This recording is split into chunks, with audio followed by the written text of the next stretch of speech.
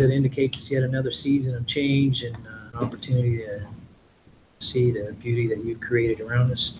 Thank you for our students and our staff. Continue to pray for your blessing on us. In Christ's name, amen. Thank you. First item on the agenda, as we call the meeting to order, are recognitions. Dr. Clendenin. Thank you, Mr. Butt. Mr. Sprout, am I on? And Maria, am I available? Can you guys hear me or no? Yeah, I'm good. Okay, thanks. Well, welcome everyone. We're here for the best part of the meeting. We're going to, nothing against the action items of the business, but when we get a chance to recognize students, staff, community for prevailing in one of our guiding principles, that's why we do school and why we're here today. So Mrs. Nally will read the names and we'll have you come up. Okay, thank you. It absolutely is the best part of the meeting. And we'll start with recognizing a Central 9 student, Eric Crossman. If you'll come forward, please. Eric is in the criminal justice class at Central 9 and was recently selected as Student of the Month. His Central 9 teacher, Mr. Lucid, said that Eric goes above and beyond what is asked of him, and he leads by example, and it's an absolute pleasure to have in class. Congratulations, Eric. I forgot to tell you, when you come up here, you get a chance to talk. Talk a little about your program at C9. Also, if anyone brought you tonight, please introduce them. Okay. I guess first to start is my mother and father right there. A little bit about our program at C9 for criminal justice. It's basically that anybody that's interested in anything, how to deal with criminal justice, whether it be law enforcement, lawyers, being a judge, anything in that kind of sort of. We cover basic stuff mainly, just kind of enough in order to get you into college and get to the actual criminal justice stuff. But it's a very fun class. I enjoy being there a lot, and I just kind of think I feel very pleasured in order to be there and be able to kind of go there and learn new stuff. So I believe your instructor is former Chief O'Sullivan. Is that correct? Yes, he's the first year instructor, but he's also technically my instructor. So. Yeah, that is awesome. Chief O'Sullivan was here, was a great partner with us. I'm glad to see that he's partnering with you guys to grow you in your knowledge. That's great. All right, so we're going to get a picture with this is our board president, Mr. Vaught. What are your future plans after C9 and Franklin Community High School? Future plans are probably to continue my criminal justice degree throughout college, and I have many different kind of pathways I'm looking at, whether it be law enforcement or special agent for the DEA. All right. What colleges are you looking at? Mainly Ivy Tech and a couple other local colleges. Outstanding. Well, thank you. Congratulations. We're going to get a picture. We're going to smile at Mrs. Betts back here, and it's a good time for mom and dad as well. Well, law enforcement is a part of my life. My dad was chief of police in Bloomington when I was growing up, so congratulations for your service for the future. That'll be great.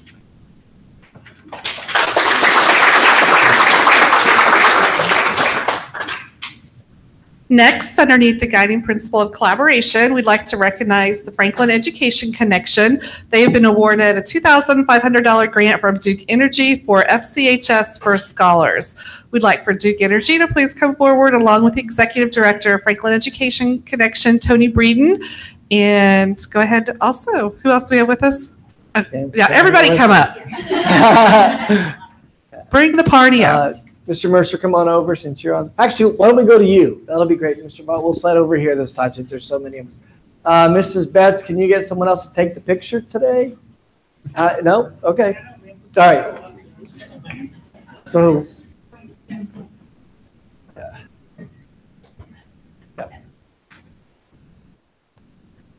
Mr. Vaught and I'll slide in. How are you? Good. How are you? Oh, good. You go behind the glare from the things. Absolutely. How's this? All right. Congratulations, everyone. Thank you. Thank Duke Energy for helping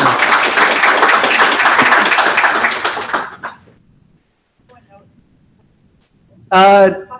First Scholars Program. Do we have someone who wants to talk briefly about that? Is the person who started it was here? Yeah. This is Ryan Wagner. Ryan is attorney at Ice Miller. But he was also very instrumental in launching the First Scholars Program. So I'm going to let you introduce it and tell what your mentors are doing. Sure. So FCHS First Scholars is a mentorship program that pairs high-achieving, smart kids in high school who will be the first in their families to go to college with community members who have successfully navigated the college waters. So there's a ton of research out there that shows that it doesn't matter how smart you are, how hard you work, if you're the first in your family to go to college, there's a lot of burdens and obstacles. And so the point of this program is to help kids navigate that situation and have those life skills for when they go. This is our second year, and because of Duke's support, we're going to be able to build on our success from last year. So we're just very grateful for them and their stature in the community. So How many students are participating this we year? have 50, so 25 in each class. Yeah. Each year we've started with about 100 who've expressed interest, and then we work with the guidance counselors to pick the best and the brightest. So Congratulations. Thanks for starting the absolutely. program. Thanks, sir.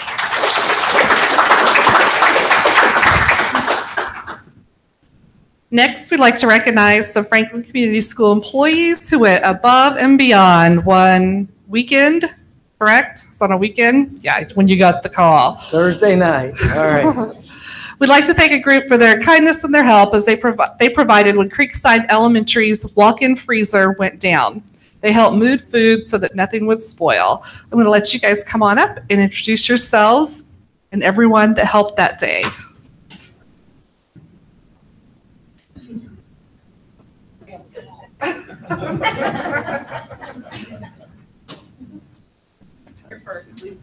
Yep. And there you go, Lisa. Yeah. Well, we got a call from our boss, Jill, and asked if we could come up and help, which I happened to be at Creekside working the soccer game and like 2 seconds away. So I said, sure. And I said, my husband will come help. And I kind of volunteered him, and he did. So I'm Lisa Thomas, and this is my husband, Chris.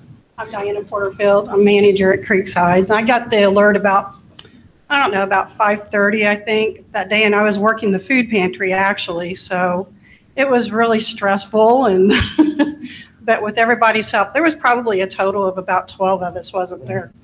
And we got it done and brought it all back on Monday. So, and our boss, Jill Overton, actually came over and crawled across all the food and found everything we needed for a few days. So, yes, she needs to be recognized also. Come on up. Get one.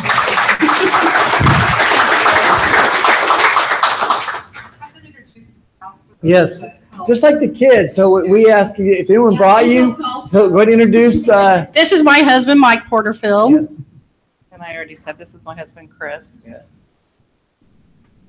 I'm John Carmack. I was actually at Rural King when I got the phone call, and I said, Jay, give me a few more minutes to look at this log splitter, and I'll be on my way.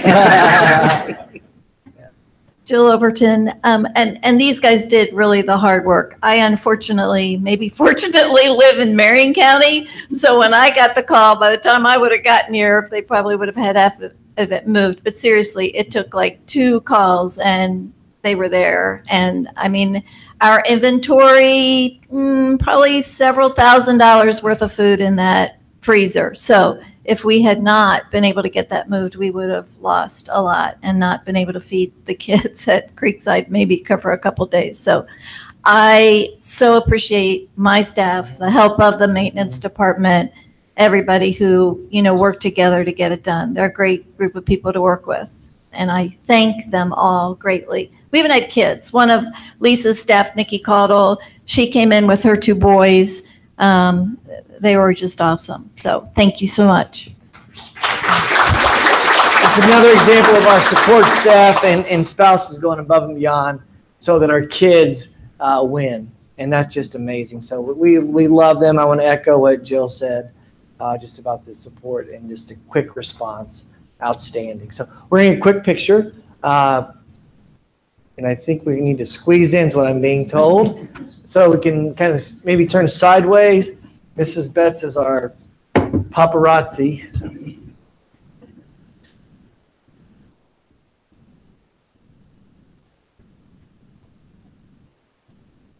Thanks, everybody. Great job. We so appreciate. Thank you. Thank you so much. Thank you. Thanks, John. We appreciate it.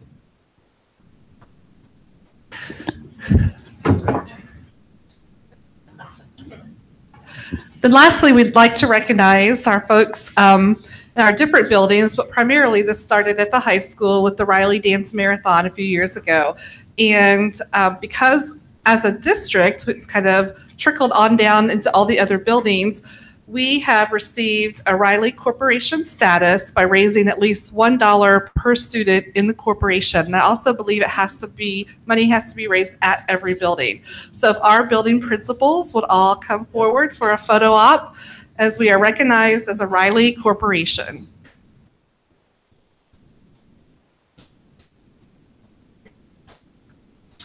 And we do expect to see the Riley dance as you come forward.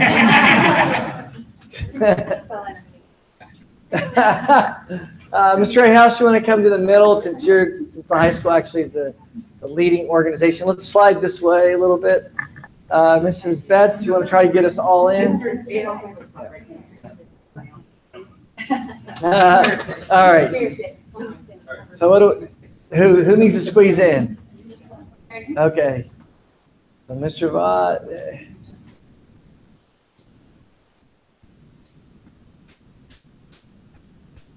Thank you.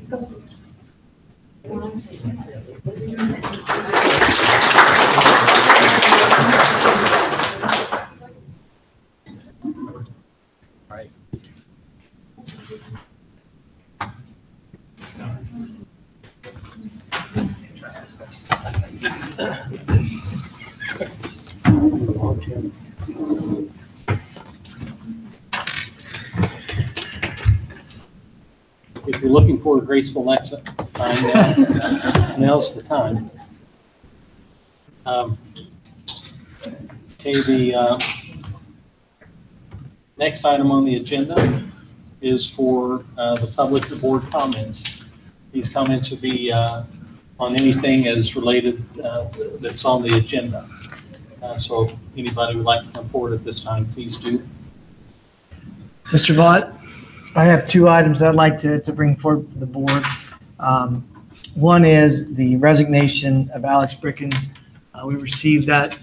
Mr. Rayhouse received it late this afternoon, and at this time I would like to add that to the addendum for personnel that we accept his resignation today. The second one I'm going to defer to Mr. Sewell, as he's been working alongside this next gentleman to bolster our SRO program.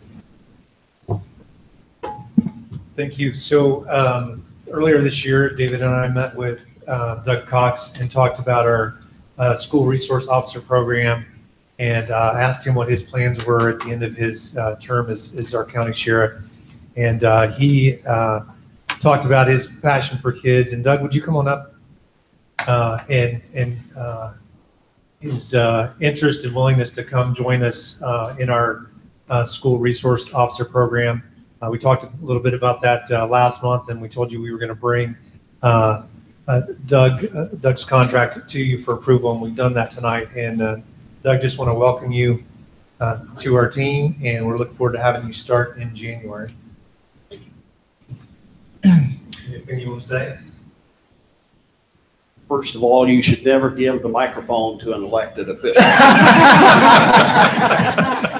I was hoping the one young man was still seated in here, because the one thing I want to say is this: at the end of this year, it'll be my 38th year in law enforcement, and I still truly love what I'm doing. So good luck to that young man. Dr. Clendenning, I had no idea that your father was a retired police chief in Bloomington. So it's a great profession, and it's not a sad day. It's been a good career, and I look forward to a new start. I graduated from Franklin High School, the old high school, in '77. My oldest son graduated from Franklin and Indiana University, and my youngest son spent 9 years in the Marine Corps and is currently a Greenwood police officer. So I have a lot of pride.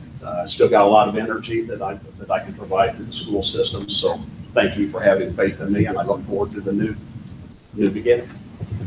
Thank you, Doug.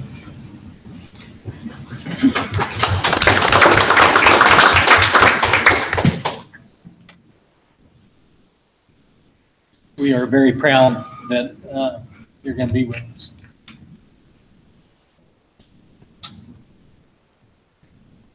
Okay, next item on the agenda is for board comments for Music Council. We have not met since last board meeting when I gave a report. Musical is coming up first weekend in November, I think is the main thing to report. Of course, the look on your calendar for the Christmas programs from both the band and the choir at the high school as well as at the other schools. Okay, thank you. Athletic Council. Yeah, we met this evening.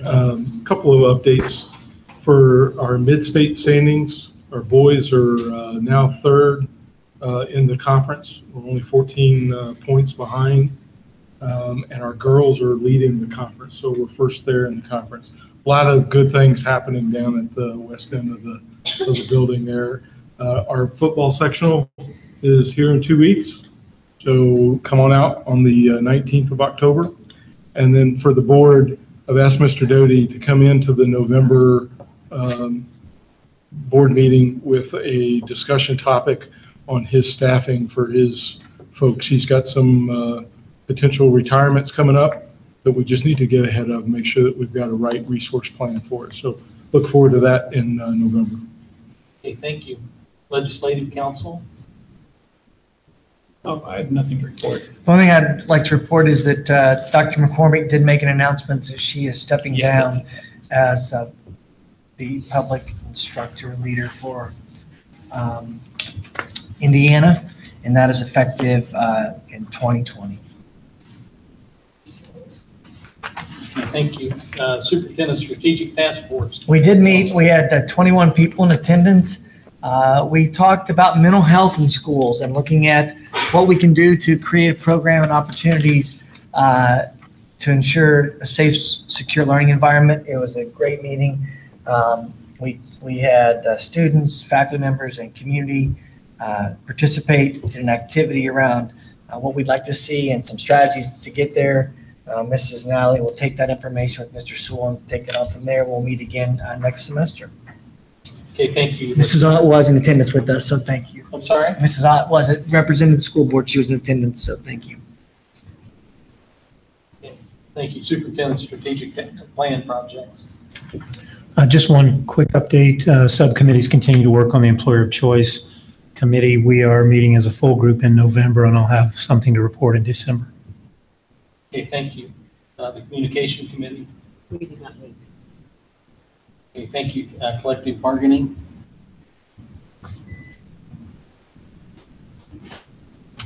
Oh, sorry. Just ongoing.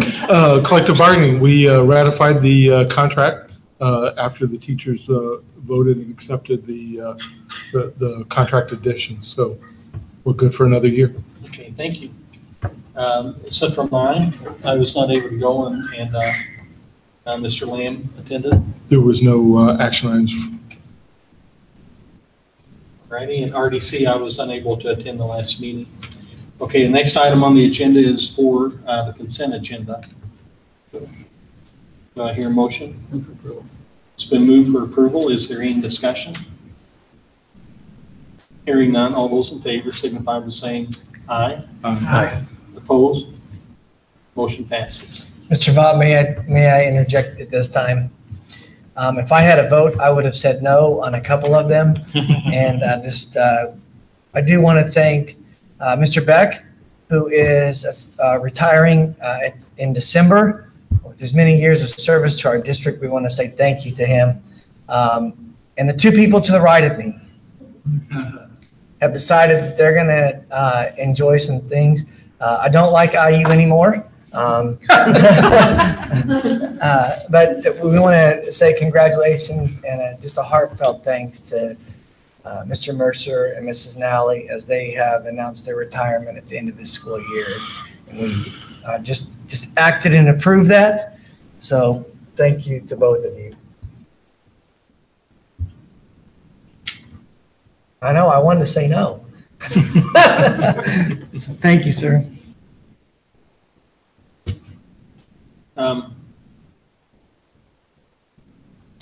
Okay, next item on the agenda is for superintendent reports. Dr. Clendenny. Thank you. we are pleased to have Mrs. Foraker here, and she's going to come up and talk about her Physics in Paradise 10X grant opportunity. All right, here we go. This on?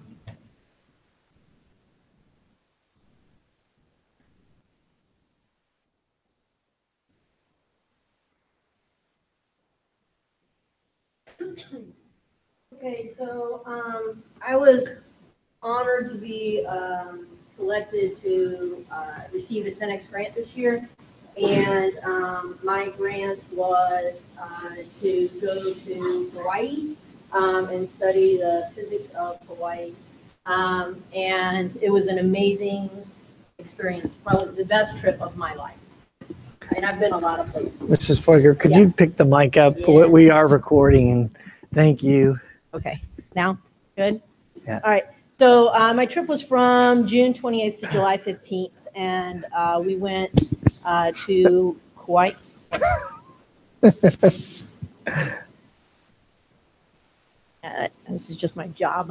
Okay, so we went to both Kauai and to the Big Island, and those are in polar opposites of Hawaii. So Kauai is in the northernmost part of the Hawaiian island chain, and the Big Island is in the southernmost part. On Kauai, Kauai is lush. There's mountains and beaches and dense forests. It's known for its beautiful waterfalls, and it's the oldest of the Hawaiian island chain. And for me, the particular interest was it's home of the Tesla Solar Energy Project, which I was really thrilled to be able to see. There's just a few photos from Kauai. It's an amazing place. This is not my photo. This is taken from Tesla's website, but this is the solar energy farm on Kauai. And what's unique about it is that it has these, if you see in the bottom, those are batteries that Tesla developed to store the solar energy so that Kauai can utilize the energy even at night, which is the downfall of most solar projects, is that it really only works when the sun is shining. I also went to the Big Island, which is also known as Hawaii. On the Big Island, the main draw there was the Natural Energy Laboratory of Hawaii, which I was able to visit and learn quite a bit from. Also, Volcanoes National Park is there, although it was closed. Most of it was closed when we were there because of this guy here in the bottom right corner. Kilauea was actually erupting while we were there, which was thrilling, but also kind of stopped us from seeing some things that we had planned on seeing. My students will benefit from this because I have a Hawaiian connection to all of the areas of my physics curriculum now. And I find that anytime you can make physics real and say, this is where you would see it in real life, it is much more meaningful to the kids. Also, I have connections in earth science and biology that I hope to share with my colleagues. And then specifically, we do a project in the spring, a renewable energy project in both physics and AP physics. And I made a lot of connections to help me with that. I'll go through these really quickly. So fluid dynamics, we learned about pressure and flow rate and Pascal's principle and the Bernoulli effect. All of these apply to directly to my physics curriculum. For light, the Tyndall effect, which you see here in this beautiful sunset. We went snorkeling with manta rays. This is a UV. The manta is there in the bottom, and they use UV light to attract plankton, and then the mantas come right up to you in a nighttime snorkel. Hawaii really is interested in reducing light pollution because they have an amazing telescope. So they use these sodium vapor lights that you see in these pictures that are yellow in color, which reduces the light pollution. All these are connections, direct connections to my curriculum. And then my biggest interest is the renewable energy piece. Hawaii has a very aggressive goal. They hope to be 100% renewable by 2045, which is by far the most aggressive of any state in our union. They intend to do that. And why they need to do that is because they don't have any fossil fuels. The islands are too young to have coal or any kind of fossil fuel. So any fossil fuels have to be imported, and it's very expensive. So they're using solar. all of the islands. This is one photo that I took, but everywhere you look, gas stations, houses, businesses of all sorts have solar panels on their roofs. They also utilize wind. This is on the island of Hawaii, right, really close to where we were staying, actually. A nice wind farm. And then geothermal, of course, from the volcano that you see on the right. But they have this really amazing thing where they're harvesting the heat from the ocean and the cold from the ocean. They use those two different temperature water to actually generate electricity. And this is a mock-up of that kind of a power plant. And then, so this is a renewable energy project that I do with my students in the spring. And through this trip, I was able to make connections at the Kauai Electric Company, a solar installation company, the Natural Energy Laboratory, and they've all agreed to work with our students and allow them to communicate back and forth with these real, true leaders in the field of renewable energy.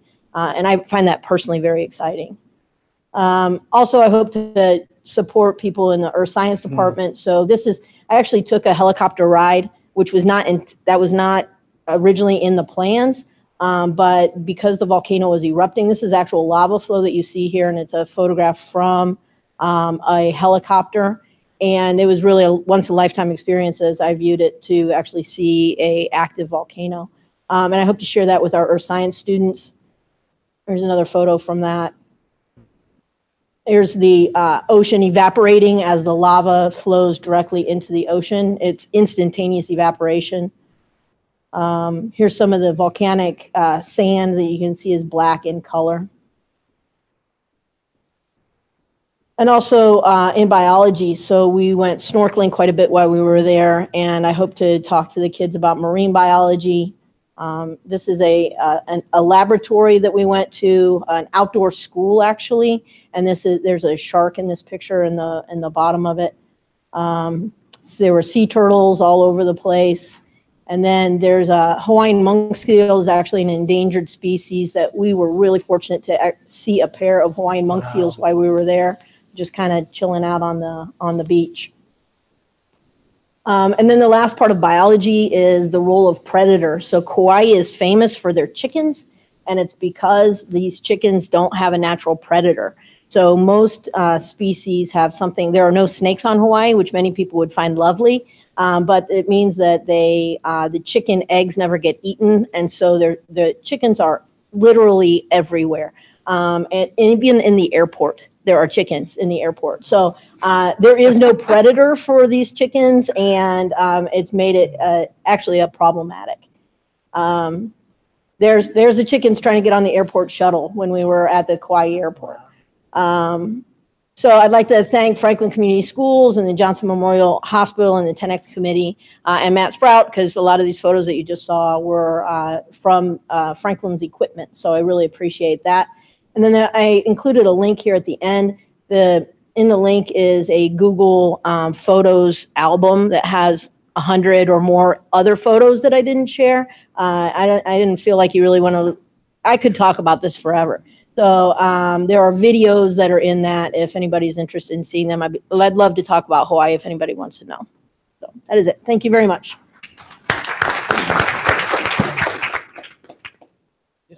Question, comment, Ms. Foraker. Would you believe that as an engineer and an exiting board member that the 10X grant probably needs to be extended to outgoing board members to go learn about engineering and bring that back to the school system? Sure, absolutely. And outgoing CFOs and curriculum directors. I think it should be extended beyond the. Yeah, there's no way I would have been able to take this trip without the 10X. So I'm very, very grateful. It was amazing. I'm glad you're able to bring it back to the classrooms. Thank you very much. Next item on the agenda is for the JCPL Explore Summer. Well,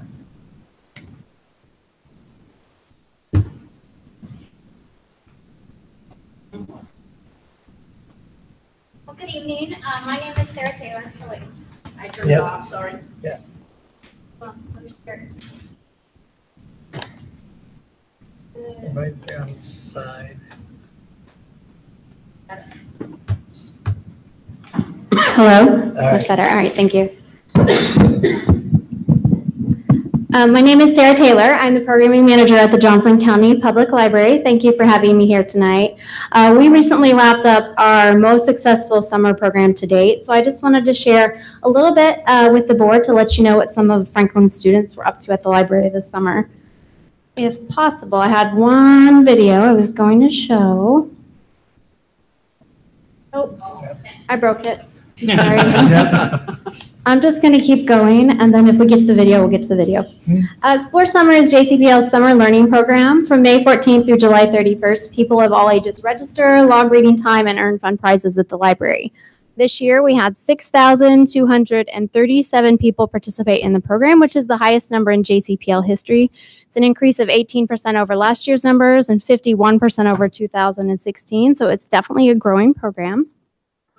Of those participating, 807 are students at Franklin schools. Because we wanted this program to be a collaborative activity, we set a community reading goal this summer and challenged our community to read 35,000 hours over the course of the summer. We did it, which we'll see a little bit in the video, except it's not on. We actually logged 55,000 hours, which is the equivalent of 3 million minutes. So I think that goes to show we do have a community of readers here in Johnson County. I'm ready. This is just some pictures over the summer.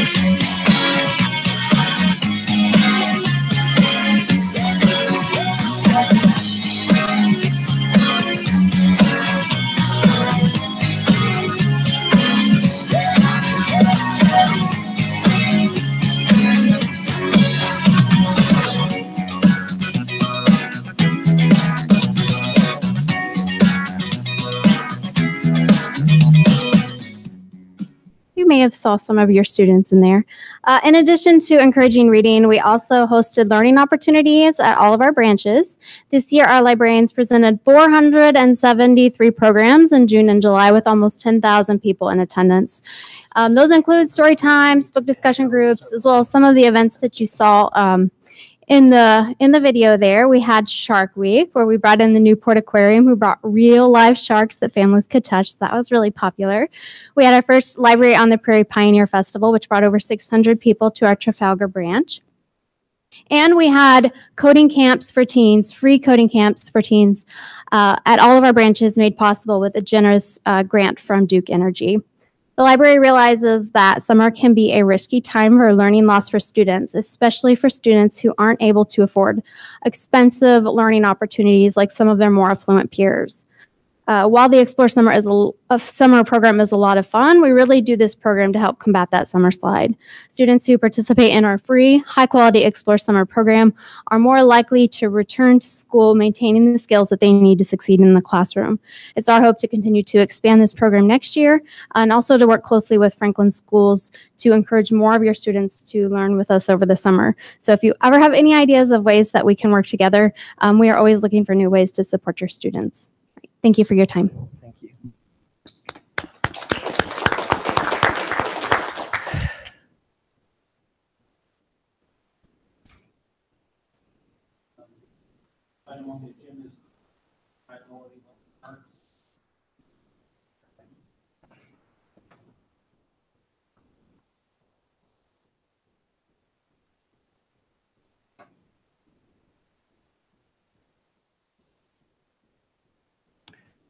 Thank you for the time this evening. I wanted to bring before you our process that we've been over these last several years with our High Ability Language Arts curriculum.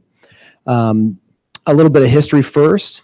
In the spring of 2013, during a year-long process, we identified and then our school board adopted our grades 1 through 8 high ability English language arts plan. And then this is now our 6th year of implementing that curriculum. And it is a differentiated high ability curriculum for those high ability readers. Kids who are regular reading curriculum wouldn't fully meet their needs. We have this alternate curriculum. And so it's now in its 6th year of implementation. And during last year, we decided it would be a good idea to do a review of that to see what's working well for our students, for our teachers, for our parents, and then what could be improved. So last spring, we went through that review, and that review is attached to your board notes as well.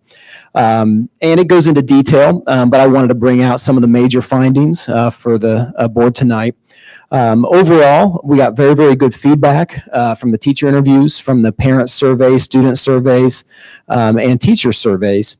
But we did find a couple of areas that we need to continue to work on, mostly in the area of professional development.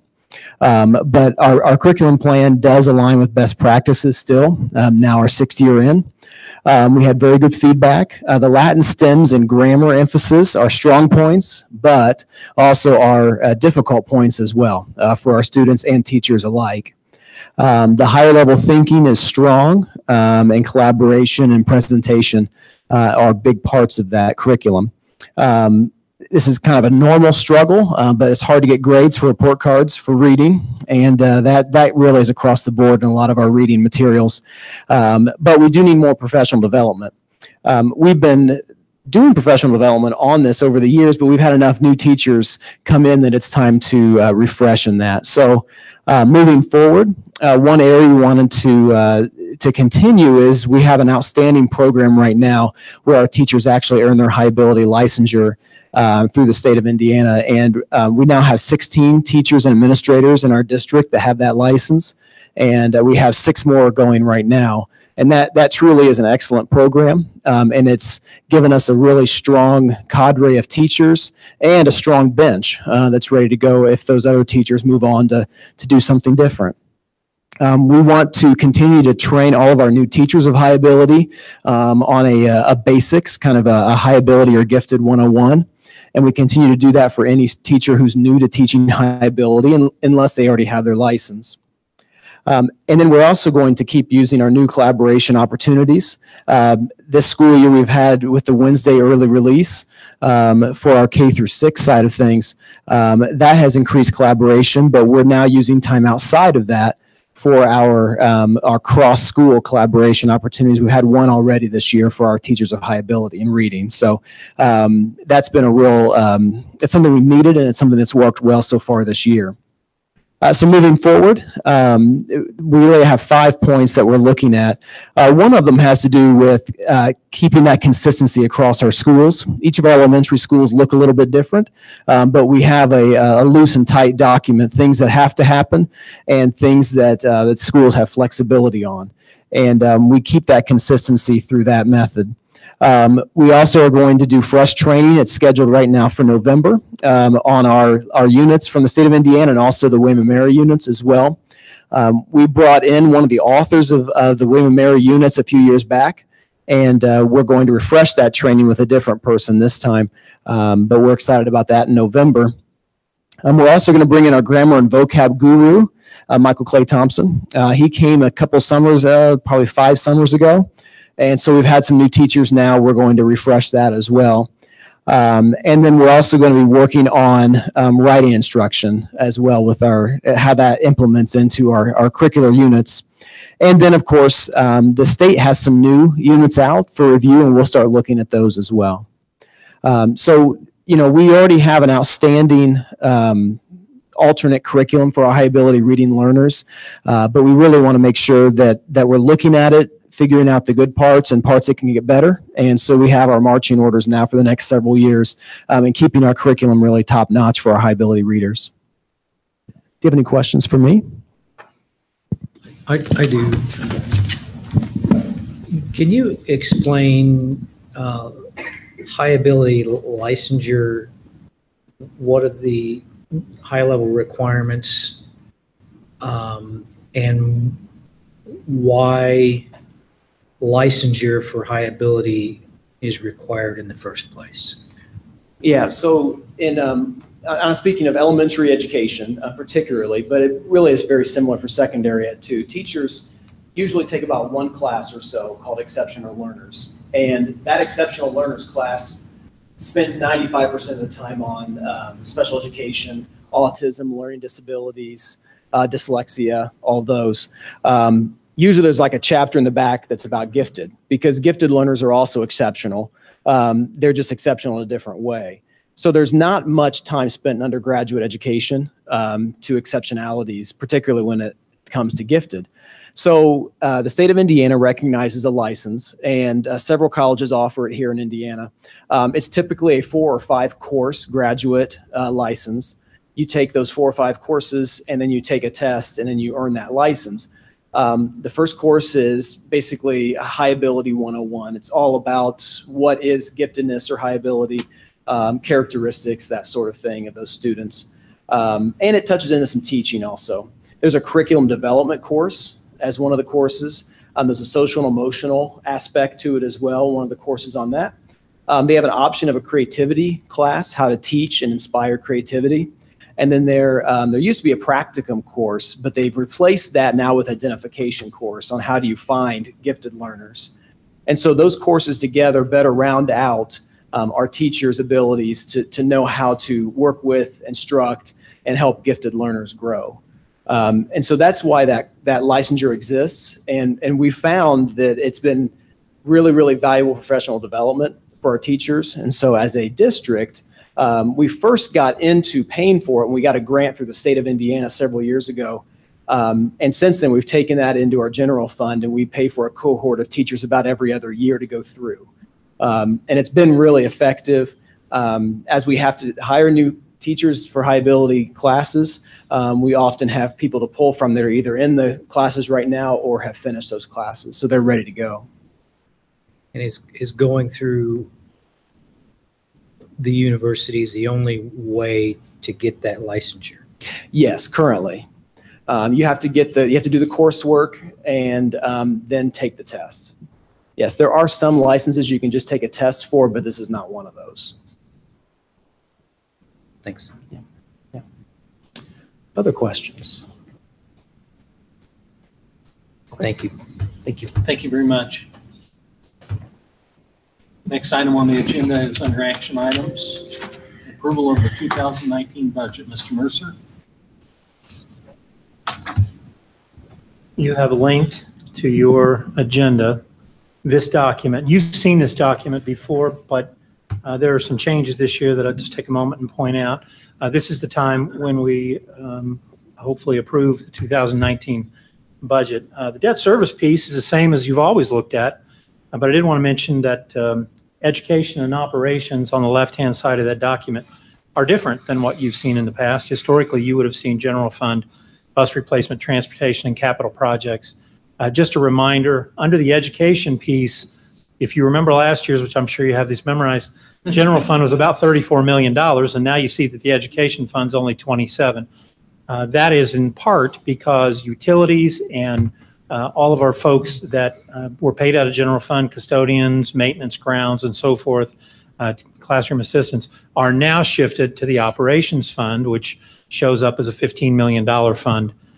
So historically, that would have encompassed capital projects, transportation, and bus replacement. So the $15,734,000 adopted budget is a little bit larger than it would have been historically because some of the general fund expenditures are now in operation. So with that said, this is the first time that we have ever asked for approval of a budget looking like this one.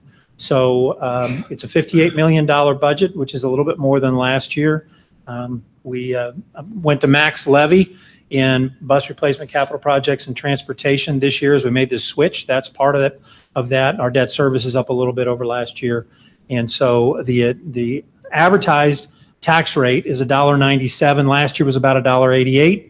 But you may recall that our current tax rate is $1.45. So this is the situation that we have every year where we advertise a little bit high, and then it comes in far less than that. So it will not be $1.97. I can't tell you exactly what it will be, but it won't be that anyway. So I am asking your approval of the 2019 19 budget. Move to approve. It's been moved for approval. Is there any discussion? Just a question, Jeff, your hard work on this, thank you for that. This format in the new funds, there is a time frame that we have to have reported. Does this set us up well ahead of that schedule? Well, the next step for all of us will be next month when we pass resolutions authorizing the Education and Operations Fund. And so I'll be back to you, and then there's a series of things we'll have to do before the end of the year, not the least of which is transferring money from those accounts into the new accounts. So we'll walk through that as we go, but this is the first step in that process. Thank you. Okay, is there any other discussion? Hearing none, all those in favor of the motion signify by saying aye. Aye.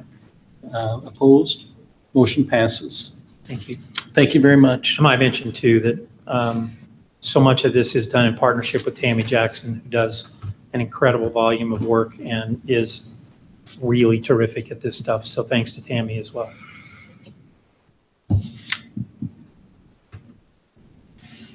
Okay, thank you. The next item is under Data-Driven Communications and Marketing Consultant, Dr. Clendenning. Thank you, Mr. Vaught. First, I'm having Mr. Mercer talk a little bit about present information. This is a time of year when we begin to discuss taking a look at all things financial. It's at this point, as of last Friday, we received our formal student count, our average daily membership, which came in this year at 5,045.78, which is down from last year's 5,096.99. So we are down 51.21 students for the year. You may recall we were up 26 kids last year.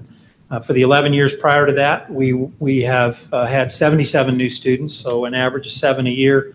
So that places us over a 13-year period at not quite 4 new students a year. And when the state moved the funding formula to student growth, that places us in a bit of a precarious position. Just wanted to share a couple items for you as a prelude to Dr. Clendenning talking about this agreement. Our circuit breaker that we're currently operating under places us 26th out of 293 schools in the percentage of levy lost. So it's a significant amount of money, over $22 million in 8 years. And we've talked about that ad nauseum in the past, but those are real numbers as of right now. Our revenue for Franklin Schools places us 167 out of 293 statewide. We stand $247 per student below the state average, which in real dollars equates Franklin Community Schools to a loss of $1.246 million every year. And then finally, our expenditures rank 211th out of 293. And I think this shows a good deal of fiscal restraint on our part, despite the fact that our revenue is 167. We don't spend all of that. And that's the world in which we have been placed and that we now operate in.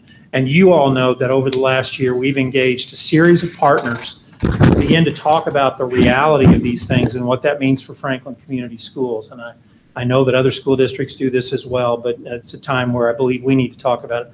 So we've engaged Ice Miller as our legal counsel. We've had Ice Miller for many years. They continue to walk alongside us. Umbaugh and Associates, brand new partner in dealing with all things debt related, and then Policy Analytics, which helps walk us through a myriad of financial arenas. And Dr. Clendenning's going to now share an additional proposed partner that we're considering in order to be able to address some of these financial situations that I see on the horizon.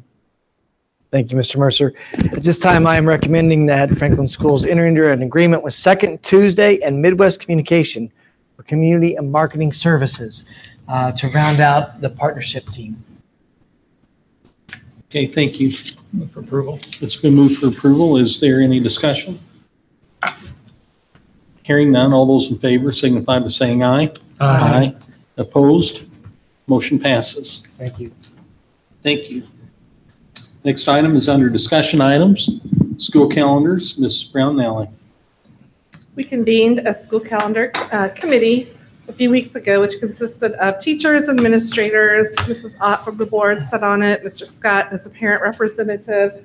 And we started with a survey to the community to see what they liked or didn't like about our current school calendar. We've run this survey in the past, and it comes back the same almost every single time. We like things the way they are pretty much, so don't mess with it a whole lot. But here you can see we had over 1,376 responses. The first question was here on a Likert scale of 1 to 5. Please rate your level of satisfaction with our current school calendar. You can see here in the bar graph the 3s, 4s, and 5s. Then these questions ask specifically, would you keep, definitely keep, prefer to keep, don't care, prefer to change, or definitely change? And the first one here is a full week off at fall break. The blue is the definitely keep, prefer to keep is the red. Wednesday off before Thanksgiving break. These are really the features that kind of make our schedule unique to us. Finish first semester finals prior to Christmas break. 2 weeks off at Christmas break. A day off the Friday before spring break. 1 week off for spring break. And finish school by Memorial Day. See, that was an important one. Those that submitted the survey, here were the different groups. We had 37 students, 1,146 parents, 255 staff, and 91 community members. I spared you the many, many comments because we asked them to also share comments, and I have those if you want to see those, but they really just kind of balance each other out. I want 2 weeks at Thanksgiving, or I want 2 weeks at spring break, or I want to start after Labor Day but still end before Memorial Day, or I don't want Wednesday shortened days, or just the whole gamut of everything that you can think of. Some want to just match Edinburgh's schedule because that's what works best for them. So to make the data that we had work, our schedules that I'm proposing, committee is proposing, look very similar to the ones in which we've been operating. For the 1920 calendar year, we would start August 7th. We would still have a week at fall break. We would have the Wednesday before Thanksgiving off. We would finish on December 20th and have 2 full weeks of Christmas break, coming back on January 6th for students. We don't have any built-in snow days until the very, very end because we'll be utilizing the e-learning days. We'll have up to 4 e-learning days before we would have to utilize any of these snow makeup days in May. We have 1 e-learning day that we built in for high school students only on April 24th. Does anyone know what day that is? Prom. And we get hammered, or the high school gets hammered, and parents go into this crazy game playing mode of how do I get my kid out early to get the nails and hair and makeup and all that done. So we just decided, what if we would make that an e-learning day for the high school students? And that way it would still be counted as a full day of instruction, but also allow kids time to, and parents time to get their kids prepared and ready for the prom. We do finish that school year, calendar year, on the 21st of May. Teachers are done that Friday, the 22nd, before Memorial Day. If you remember, that was a big deal to folks. The second calendar for Before you leave that one, could I just make one comment? Yes. On the spring break, C9 would not be with us during the next year. The following year, Mrs. Brown and I will talk about that, but that would be one of the things. They talked about it today at our superintendent's task force, and you all will hear about this again, but in November. But that is one difference I want to make sure everybody was highlighted. We talked about it and felt like this is the best plan for Franklin schools. But I told them I would bring it up, so I'm bringing it up. Thank you. I forgot about that. They follow our schedule. Really, the caveat is they get 2 spring breaks. So it'll happen the week before. Steve's students would have to come to school in the morning, and they would be off in the afternoon, or vice versa, and then they get our spring break. So that's it. Thank you, Ms. Sally. Thank you. I forgot about that. Their schedule was not completed when our committee met. That's And really, in the past, the guidance has been from them: do your creative calendar, and we'll work around it. So Deb, before you move on that schedule, when is the graduation date? We didn't set that yet. Steve will bring that back to you early next year. We really wanted to see how the Saturday graduation went before we made it official into the calendar. So sometime probably early next fall, once we've had a chance to run through the first Saturday graduation, somebody will bring back graduation dates to you. That was sad. And then the 2021 calendar, again, very similar.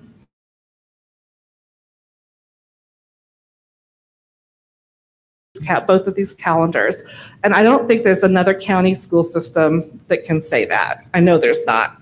Dr. Clendenning heard today some schools are going back July 22nd, July 23rd, so they can have their 2 full weeks and break. And our community has made it very clear they want summertime. So again, we end December 18th, the first semester, 2 full weeks at Christmas. We have the e-learning day again for prom. This is a weird calendar, and the Memorial Day this year is not until May 31st. It's a very late Memorial Day. So students are done on the 21st. Staff come back for their records day on the 24th, and then they have summer begins. Any questions? It's just up for discussion tonight, and then we'll bring it back next month for a vote. I would just say that you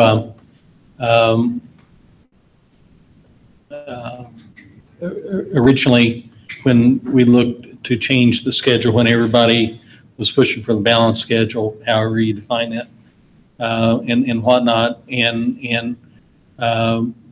you folks took that, you engaged the community in the forums and allowed the community to respond and be part of that decision.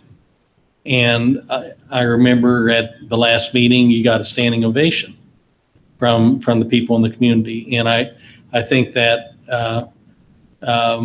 in our calendar has been one that does reflect what our community wants, and we have resisted any pressure from other school corporations or Marion County school corporations to pressure us into changing ours to align with theirs. Ours is reflective of our wants and desires of our community and parents. You've done a very good job with that, and we appreciate that very much. Thank you. You had a great committee. And again, the surveying and the comments resounding were longer summer breaks. So I think 11 weeks is about as long as we can make them without getting rid of every break in the school year. So thank you. Thank you. Okay, next item is, again, under board and administrative comments. First, from the board, any comments? Any of the big decisions that you want to move to next year when Darren and I are no longer on the board, that's fine with us. Okay, administrative. Just a couple of things on those big decisions, just so everyone's aware. We will be posting Mr. Mercer's assignment first. I'm working alongside Mr. Wirtz as we travel through that. So we'll continue to follow that timeline, and we're looking at partnering with another person for an interim for Mr. Beck for the second semester. Okay, thank you. Next item then, under calendar, Dr. Clendenning. Just a few reminders. Next week we are on fall break. Coming back, we have School Bus Safety Week. Kudos to Mr. Perley, I think, if he's still here. But today he had the fire department in his building to greet and meet the kids, just in that public safety awareness. So thank you very much. A shout out to you in that.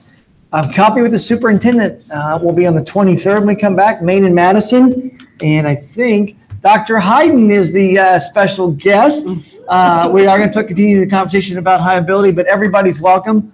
Last month, we introduced our new director of special education. We had probably 7 to 8 people there. It's a great hour. So come to Maine and Madison, have a cup of coffee, and kind of share information about us. We will have executive session and a work session on the 24th, beginning at 5:30. That will be, once again, light dinner that will be provided for everyone. We're going to do the executive session first. That will run about 45 minutes to 60 minutes, correct? As we were talking about that. And then we'll come back. Mr. Ahaus will be the work session to talk a little bit about graduation pathways, about what that looks like for our district. And this is going to be a regular thing where October and in February where we have work sessions to get information from us. Just looking ahead, Thanksgiving break, November 21, 2023. We do have a quarterly board visit. I think Mrs. Sargent will have her very first opportunity to shine as the Northwood Owl principal and what they're doing to make learning happen. And then just a reminder to everyone that the Christmas dinner will be at the Garment Factory on December 12th. Now they'll begin getting the head counts and everything, but we would love everybody there. We are going to have choral performance again, and it's going to be a special night for us. So please come to the Christmas dinner on December the 12th, and that's for admin and school board and spouses. Okay, thank you. Next item on the agenda is for public comments. This can be comments on anything not related to or on the agenda or not. Seeing none, Mr. Thompson? Move to adjourn. Thank you.